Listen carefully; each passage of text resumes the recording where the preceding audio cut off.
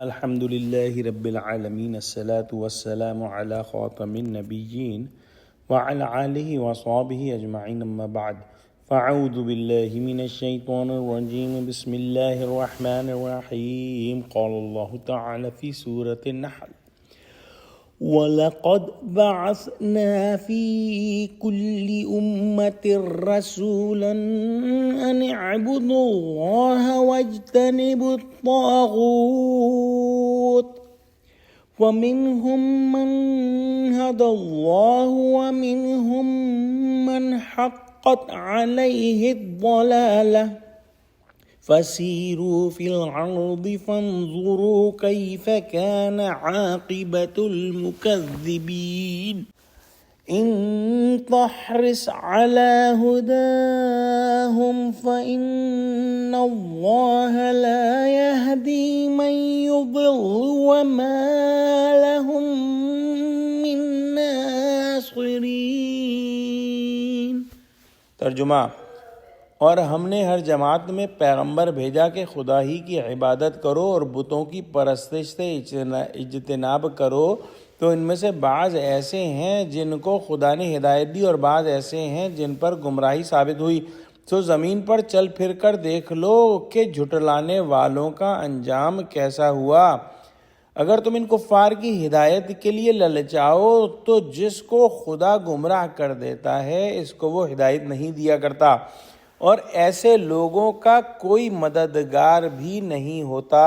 یعنی اللہ سبحانہ و تعالی نے ہر امت کے اندر، ہر قوم کے اندر ہادی بھیجے، اور جو علماء ہیں وہ فرماتے ہیں کہ ضروری نہیں کہ ہر قوم کو بنفس نفیس جو ہے وہ رسول دے کر بھیجا گیا ہو، یہ بات لازمی نہیں، بلکہ ایسا ہوتا ہے کہ ہر قوم اور بستی میں رسول بلا واسطہ بھیجا گیا ہو سکتا ہے کہ ایک نبی کسی قوم میں اٹھایا جائے اور اس کے نائب جنہیں ہادی اور نذیر کہا جا سکتا ہے دوسری اقوام میں بھیجے جائیں.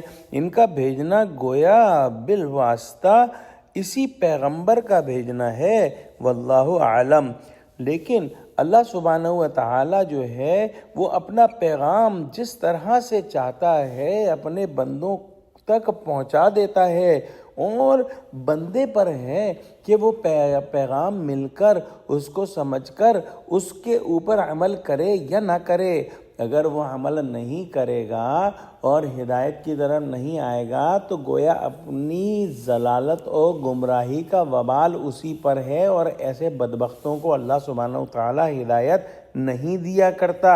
طاغوت کا لفظ سمجھ لینا چاہیے. حضرت شاہ صاحب فرماتے ہیں سرکش وہ جو ناحق سرداری کا دعویٰ کرے اور کچھ اس کی سند نہ رکھے، اور ایسے سرکش کو طاغوت کہتے ہیں.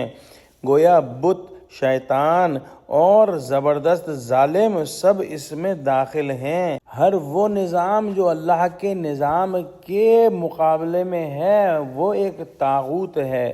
جو شخص اپنے مرضی سے گناہ کو اور فریب کو، کفر کو، برائی کو، جھوٹ کو اپنے لیے پسند کرے، اس کو اللہ سبحانہ و تعالی گمراہ فرما دیتے ہیں، اور اس کو کوئی بھی ہدایت نہیں دے سکتا، نہ ہی کوئی اسے خدائی سزا سے بچا سکتا ہے.